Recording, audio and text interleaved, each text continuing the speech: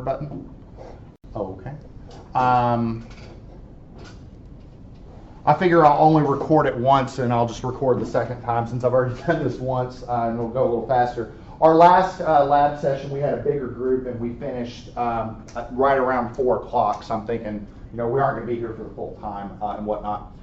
So welcome everybody to the first lab here in Introduction to Geomatics. What we're going to do during this lab is an introductory plan reading exercise. And the reason for that is ultimately at the end of the day, what we produce as engineers are designs and deliverables, and many of those designs and deliverables are conveyed with engineering drawings. Some of those types of drawings you're going to be generating and constructing here in this course. And so the way we have the course structured, so there's a plan reading 1, which is done now, and then there's a second plan reading exercise, which is done at the end of the semester. And we basically take the exact same set of plans, but we ask different questions, okay? And so the idea is now that you've had the semester, you're gonna look at these plans maybe a little differently, and you're gonna see things that you weren't really paying attention to before that'll sort of pop up. Before we begin the lab exercise, I've got a few things I kind of want to go over, and then we'll break you all off into pairs and go through the exercise. So the first thing I want to talk about is the engineering scale. And so everybody here should have brought one, or if you're in a group of 2, I hope everybody has one. The engineering scale, so if you look at it, it basically looks like a ruler, but it is graduated in a particular way. There are 6 total sides to the engineering scale, and basically the way they are graduated is that there are so many tick marks per inch. So for example, the 20 scale, there are 20 ticks per inch, okay?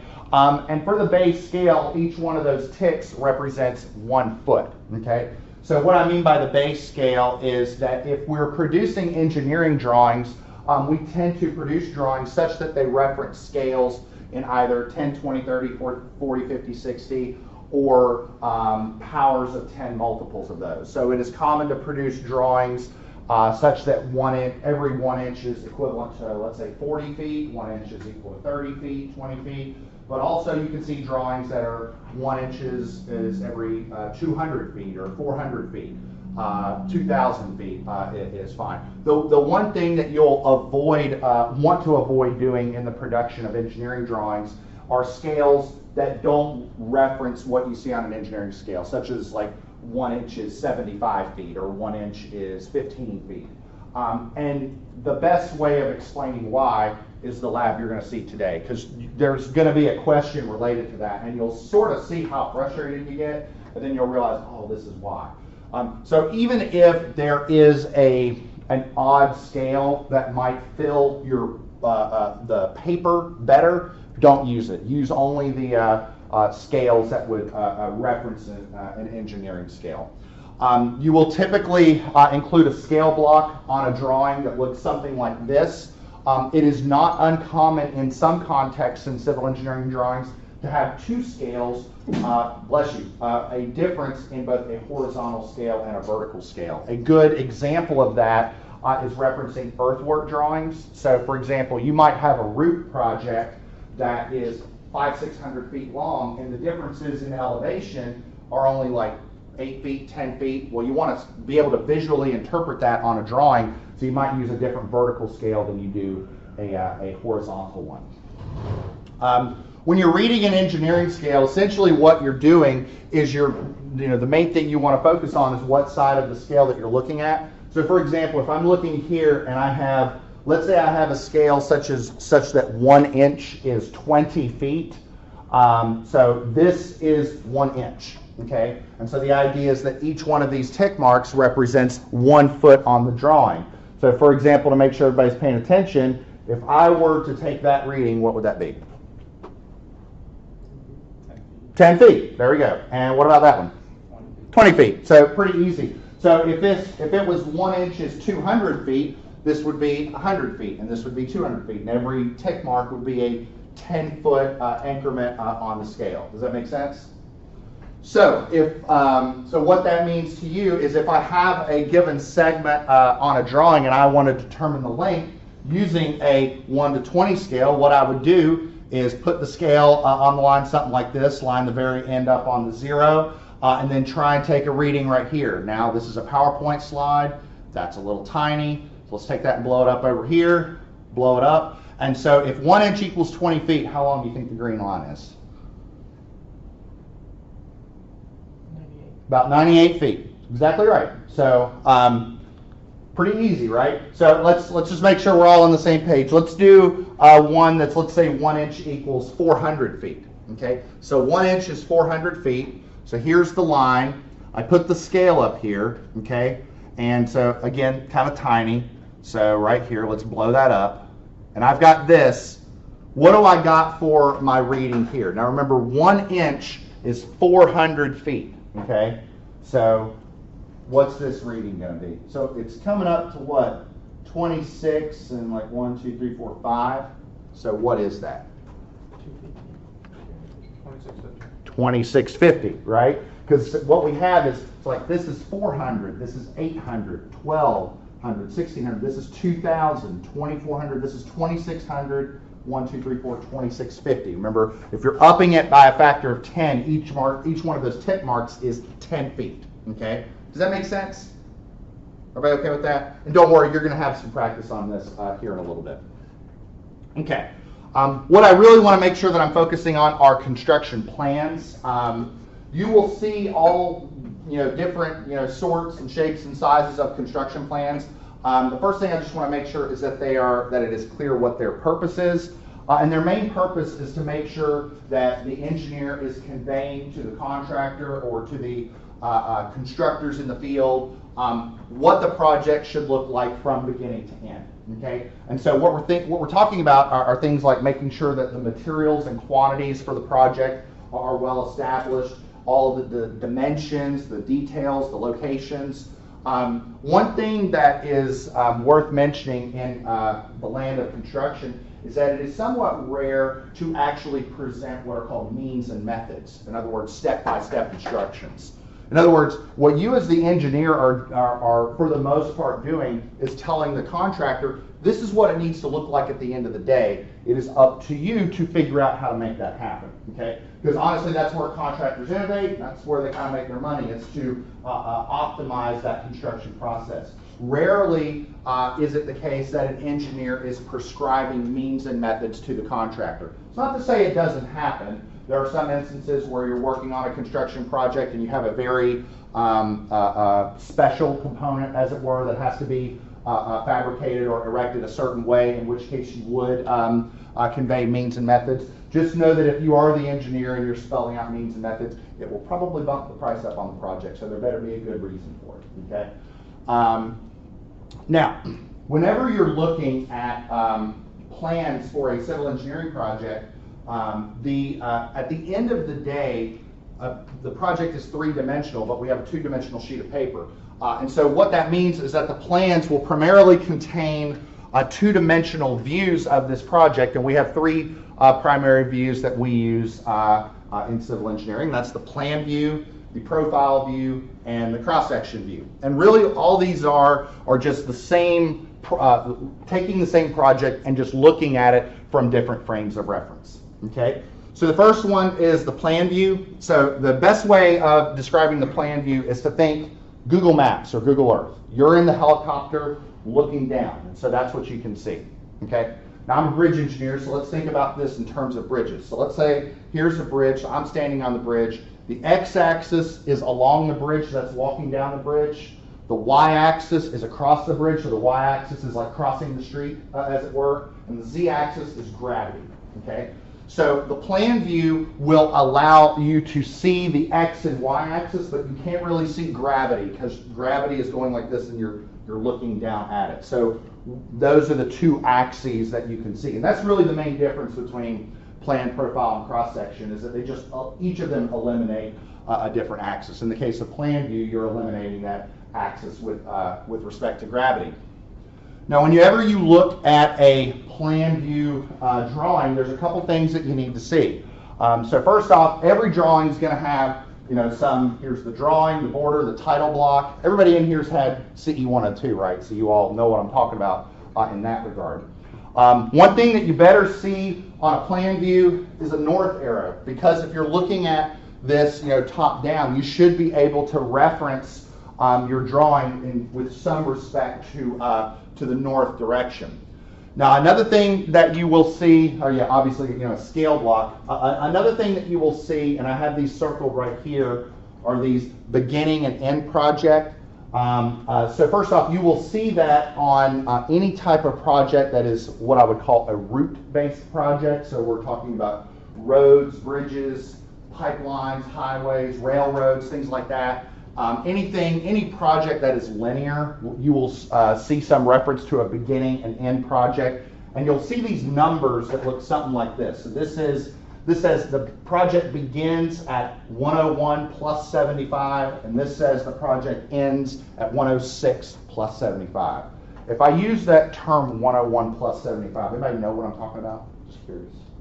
Anybody know what that term is called? Station. Those are stations. Okay, exactly right. So whenever you have a linear project, you tend to reference locations on that project as a function of what are called stations. Okay, so the project will begin, at some station and end at some station. So let's say this project begins at station 102 and ends at station 107. Stations are a very convenient means by which you can reference locations on the project. So, like, for example, let's just take this this route project, and let's say I wanted to express, this location right here, okay? This one right here. Let me put on my little laser pointer here so that everybody can kind of see what I'm talking about. Let's just reference, that location right there, okay? So the first thing I will do is I will start here at the beginning of the project. So this is station 102, and as you go along the route, you can see the stations increase. So this is station 102, 103, 104. This is station 105, and so if this is station 104, 104.10, 104.20, 104.30, maybe that's station, 104.40. Sounds about right. And so let's say that this is station 104.40, and then, so that's along the center line, and then I would then ask how far offset to the left or how far offset I am to the right. So offsets are just perpendicular off of the station line. So maybe this is station 104.40 and then offset, 60 feet to the right. And so basically that notation helps us as engineers very easily reference where we are along a route project. If you're ever driving down 64, obviously I think we've all seen all that construction down 64. If you take a look at the barriers, you can actually see where they painted, spray painted station lines. You can see like station 63, 64. You can see that along the project. Now in terms of units, it's pretty easy. A station is equal to 100 feet, okay? So the difference between station 103 plus 00 and station 104 plus 00, that distance is 100 feet along that route line. Whenever you're looking at a project, the beginning of the project, when you look at from beginning to end, the beginning is usually either an arbitrary number, like it might begin at station 0 plus 00 or 1 plus 00, or if you have a project that has a specific beginning, like the one that you saw here a second ago that was station 101 plus 75.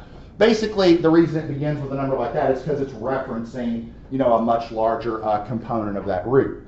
So just to make sure that that's pretty clear.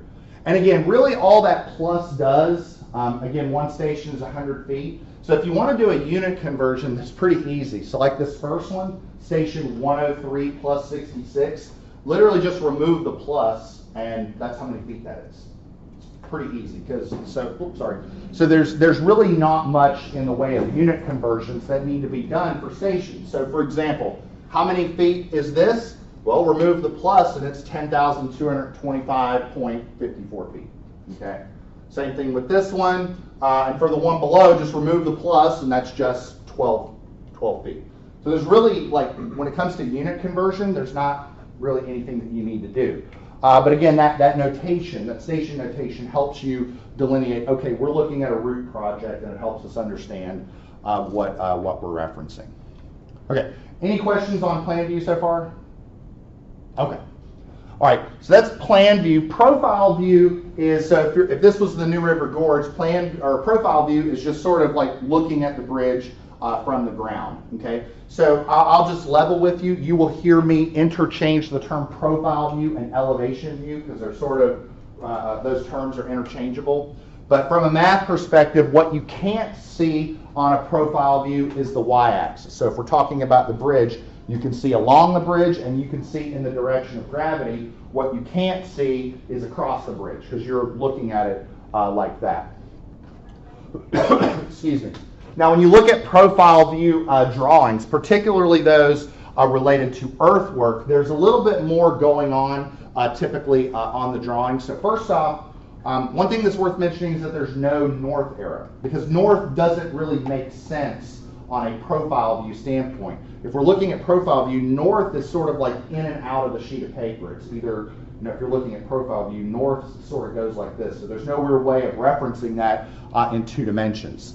But another thing that's worth mentioning on profile views, again, particularly related to earthwork, is a difference in scales, okay? So to make the point, this sheet goes from station 101 to station 107, okay? So that's the beginning and end of the project. So this is a total of, how many feet is it from station 101 to station 107? How many feet is that? 700. Say it again? 700. No, hold on. Is it 700? So this is 100, 200, 300, 400, 500, 600 feet. So total, because it'd be 107 minus 101, which is 6, yeah. So this is 600 feet. So this is a total of 600 feet. But then from here to here, this is 1,500, this is 1,470. That's only 30 feet. Why are they in different scales? Well, if you were to plot them at a 1-to-1 scale, this 30 feet would only be like that tall. And so it would be very difficult to understand the earthwork changes from beginning to end. So it is common on profile views in earthwork drawings to print the vertical axis at a different scale so that you as the analyst can actually see what's going on. Now what we have here is we have sort of 2 pictures superimposed side by side. What do you think the difference between the dashed line here, so here we've got this dashed line. What do you think the difference between that and this solid line up here is? What's the difference? Your existing and proposed. Exactly right. So we have the existing elevation and we have the proposed elevation. So if I were to drive out there before the project is completed, I'm going to see this valley, maybe this river looking area here, and the final, this is what the road surface should look like at the end of the day. Okay, and you can see here we've got the bridge that we're going to install right here. Now from a data perspective, if you look along this bottom axis here, it's kind of hard to view here on the slides, but if you look here along the bottom axis and along the top axis, you see these numbers. So here you've got a number and here you've got a number, and you'll notice that they're different, okay? So this one looks like it's about, 1490, and this one looks like it's 1495. This is the difference between this elevation right here and this elevation right here. So it's showing you what the existing elevation is and the final elevation is at the same point. So you can see, okay, at some points the existing elevation is lower than the final elevation, and in some cases, like over here, it's higher, okay? You can also see the beginning station on the project, the end station on the project, etc. Does that kind of make sense? And don't worry, you're going to get a set where you can see this in a little more detail. Finally, we have the cross-section view, okay, and this is where, so if we're talking about a bridge, we can break out the secret weapon of engineering, which is a samurai sword or a lightsaber if you happen to be a sci-fi fan, and cut through the project and actually look at it like this. So this is sort of like standing on the bridge and cutting it and looking at it like this. So you can see across the bridge, you can see in the direction of gravity, but you can't see along the bridge. So the x-axis is the one that's eliminated from a mathematical perspective on the drawings. And so here you can see a series of earthwork cross-section drawings. And again, just like before, you're going to see existing ground and proposed final elevations.